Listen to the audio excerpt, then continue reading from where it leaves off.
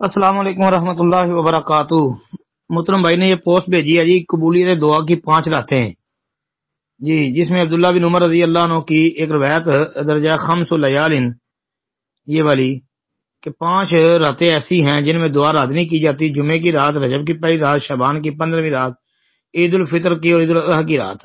اور روایت ثابت نہیں ہے جی، موضوع روایت ہے یہ۔ اس کی سند کے اندر محمد بن عبد الرحمن بن بیلمانی کذاب متروک راوی ہے،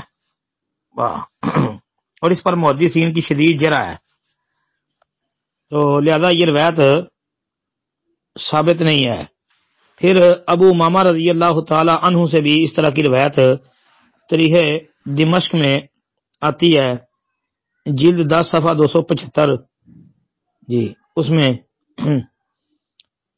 اس میں بھی 5 راتوں کا ہی ذکر ہے۔ وہ روایت جو ہے وہ بھی ثابت نہیں ہے۔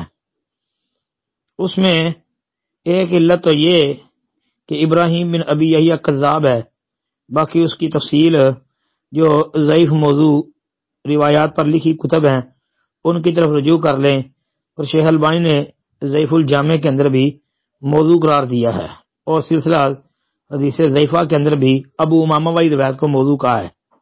السلام علیکم ورحمۃ اللہ۔